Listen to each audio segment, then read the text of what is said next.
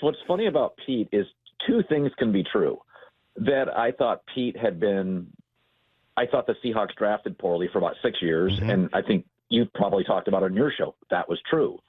I thought when Paul Allen passed away, Pete had a little too much control in personnel. I'd been told that by people who had been, around the Seahawks that, Pete sometimes, this is who I want. And I think John Snyder controlled this draft. And I think Pete went back to doing what Pete does brilliantly, which is with high energy, coach really young football players. He's a great teacher with great energy. And I think you're seeing between Schneider and Pete Carroll, they both have aced the last 18 months. It's a tremendous draft. I don't recall a draft where the first 5 to 6 picks are all like look like Pro Bowl potential players. That's even for guys that do this well. That's rare. Brock, you know this. I mean, you played there. Even the teams like you were in Indy, Bill Polian, even good guys. By the third round, you're missing on guys. Nobody goes 6 picks, 6 for 6. So it's a pretty sensational last, 12 to 18 months for John and Pete Carroll. We have a sister station in Denver, Colin. We talk to those guys frequently. Schlerus on the mornings over there and the whole cast of characters. And as you can imagine, when the trade went down for Russell, they just mocked us, laughed at us. Their savior and Messiah had come, and you're going to be walking through the desert searching for fallen manna for the next, 40 years or whatever. So you can imagine our fun that we have had as those tables have been reversed over these first 12 weeks of the season. And I would just ask you, I guess, point blank in this way, the same thing I've asked those guys. What is the bigger shock and surprise? That Geno Smith is a top 3 rated quarterback in this league, or that Russell Wilson is falling into the bottom 5 of those rankings this year?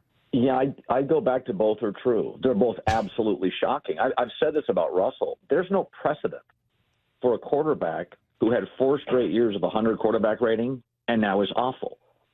People say, well, Peyton Manning fell off a cliff. Peyton had 4 neck surgeries and was 38.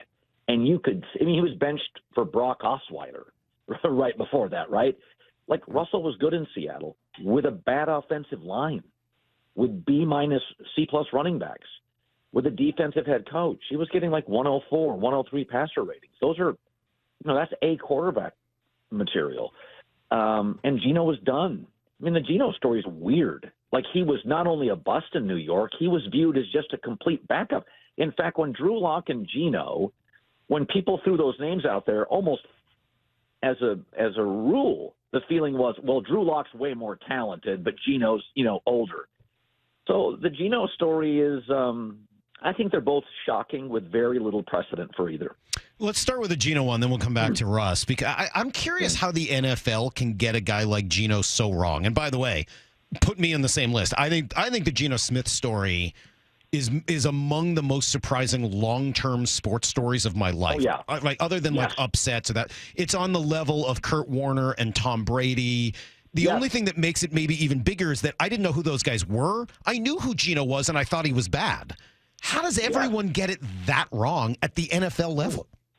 Well, the Seahawks aced a draft, and they aced a draft with 2 tackles and a running back. So that's a lot of help. The division's also wonky. The Rams are a disaster. Arizona is a disaster. Now, they played San Francisco earlier, and, Geno struggled. So, a lot of it is the NFC's weaker. The division's weaker than we thought. Geno's been in the system now a couple years. They aced the draft. It has no precedent. And people can tell you, they could call your show and say, I knew it. Nobody knew it. Nobody. I think what's interesting, guys, and I did a segment on this yesterday. I think it's fascinating. So Seattle has 2 or 3 to me needs, not a ton. They need an interior defensive lineman. So with their first pick, they should go get Georgia's interior defensive lineman. It just happens to be a great defensive lineman draft. Now, Shelby Harris has been terrific. But I could make an argument. Seattle should go solve that with their first pick. The best interior D lineman with Shelby Harris. That would be a great pick. I could argue later in the first round, the quarterback you want is not available. So it's great. You could go get another corner. It's a good cornerback draft. By the top of the second round, I would say Austin Blythe is okay at center, but there's a couple of great centers. You could get a center. I made an argument yesterday with the second. They don't have a lot of immediate needs. I would go get another receiver. I think they have to upgrade at center, a little interior O-line, interior defensive tackle. But what if you went and said, our third-round pick, we don't love these quarterbacks. Why not build the roster up, stay with Geno, and go call the Packers and say, we'll take Jordan Love for a third. He's going to be 25, 3 years in Green Bay, played some games. Pete's 70. Does he want to teach a 21-year-old kid? I don't like C.J. Stroud, frankly. I wouldn't pick him. And I think Bryce Young's small. Like, I look at Jordan Love, and I'm like, he's 6'4.5". He's mobile. He's been in the NFL 3 years. Seattle has a surplus of picks. I don't think they have. I'll tell you don't what, have to give up. First of all, it's not a bad idea, and I'll just say two things. One, stop talking about Pete's age. Yeah. He will come back at you, he man. He ain't getting makeup done. I sit with him every week in a room. He is 70 going on 50, man. It's crazy. Yeah. And he wears clothes better than any of us. Just the way he looks. Just stop. Secondly, I think they don't need to do that, and here's why. I can't believe these words are going to come out of my mouth. I think they already think that about Drew Lock. Yep. Which I know sounds absurd. Yeah. But I think but how can I doubt them after they thought this about Geno Smith? Yes. Isn't that crazy? I'm not. I think at least Geno has size. Geno's pretty big. Geno throws a pretty good ball. So does I'm Drew not Lock. a Drew Lock fan. I'm not either. I know. Drew's got maturity issues, and I don't know. Didn't we say all these things about Geno? Yes. Yeah, but Geno was big. Geno had a big arm. I met him when he first came on ESPN's campus before he got drafted, and I remember telling a guy, I'm like, he is nonverbal. Like New York, like it was before the draft, and he got picked by the Jets, and I'm like, dude, he is just not New York. Like this is. I didn't like Zach Wilson. I thought Provo to New York. I'm like, that's not going to work. Right. I don't know. Listen, all this stuff there's a surprise team in the NFL every year. Like, we know this, right? I said Minnesota was going to win. Minnesota was my shock team in the league, and they've been very good. But Seattle's the shock team in the league. Now, something to remember is, you guys know this. With baseball, if you return a lot of good arms, barring like injuries, you kind of know what you get. If you were like the Astros, you kind of know what you get when you have arms, right?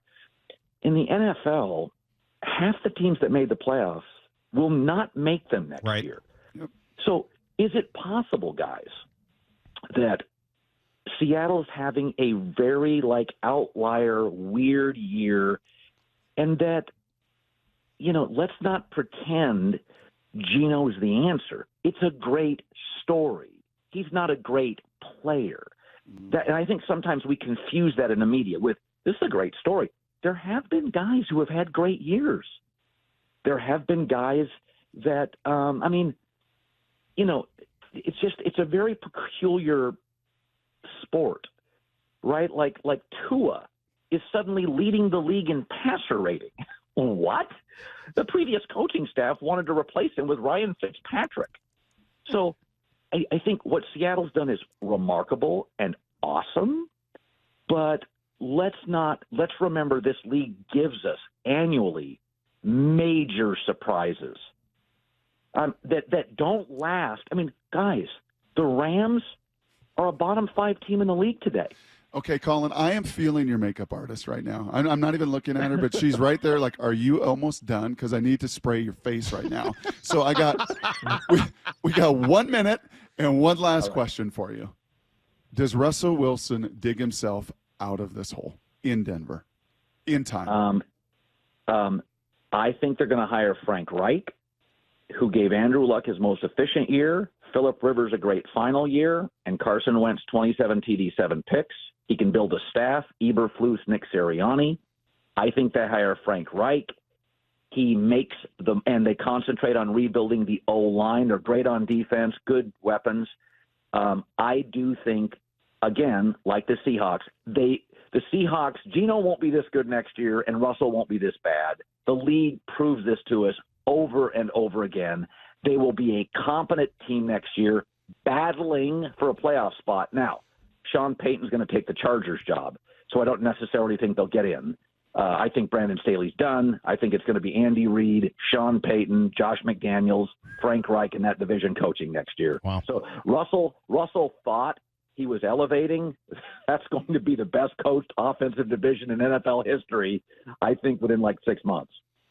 Colin, can I just say thank you, not just for coming on, but for all of the material you've provided us over the course of the last year or so, talking about Pete and Russ and ultimately being wrong about a lot of it makes it just incredibly entertaining. And thank you for being such a good sport and all of it. We, but you're right, man. I've said this before. The NFL makes us all wrong. It the does. NFL, you can't. There's not no me. absolutes. I said Thomas Rawls was going to be better than Ezekiel Elliott. I got that one right. Yeah. I think we all know. In all the years I spent interviewing potential candidates to work here and asked them who they listened to and who they liked in the industry, I don't think I ever interviewed one person whose list didn't start with Colin Cowherd. Yeah. So. Oh, that's so nice to say. Well, it's true. That's so nice to say. Yeah. Well, I mean, I'm making some of it up, but. Guys, thank you, Colin. I miss the Northwest. The Huskies are rolling, baby. Their quarterback's coming back. It's good to be a Husky, man. Awesome. I'm not a Husky. All right. And they got the right coach. Brock and I have talked about this. They got the right coach for the next 10 years. Very cool. Great. Thank you, Colin. Thank we you, appreciate Colin. it. You can always listen to Colin on Fox Sports Radio and on Fox FS1, etc. He's everywhere. If you don't know where to find Colin, that's on you. He's tremendous. And I, as much as I like giving him grief, and we have to, he really is good at what he does. We'll be right back. It's Brock and Salk, Seattle Sports on 710.